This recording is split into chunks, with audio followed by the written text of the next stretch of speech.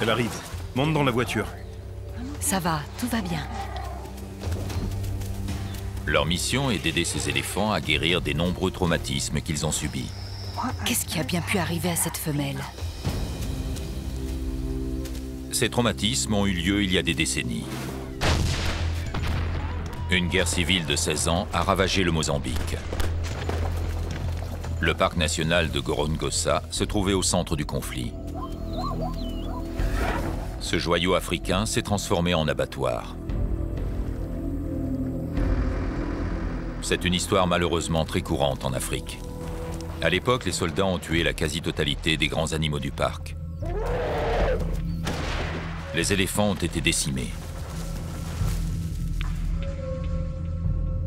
Leur ivoire servait à acheter des munitions et des armes. À la fin de la guerre, plus de 95% des éléphants étaient morts. Seuls quelques spécimens traumatisés ont survécu.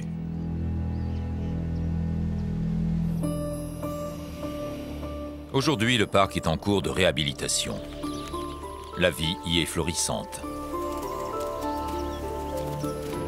Et le tourisme aussi.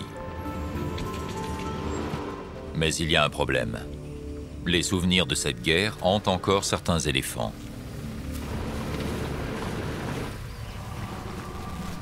Pareil à des soldats qui reviennent du champ de bataille, ils présentent des symptômes de stress post-traumatique. Ces éléphants ont vécu des choses effroyables, terribles. Des tirs de mortier, d'armes automatiques, tout ce qu'il y a de plus violent.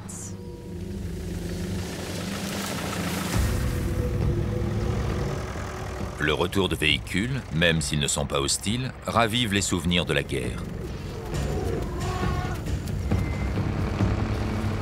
Un simple bruit les replonge dans un enfer qu'ils semblent ne pas pouvoir oublier. Et parfois, ils se rebiffent. Ils renversent des véhicules, saccagent des champs, mutilent ou tuent des villageois.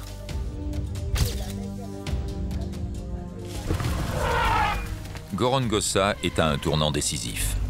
Le parc a besoin que les éléphants retrouvent leur sérénité. Et les éléphants doivent comprendre qu'ils sont en sécurité dans le parc.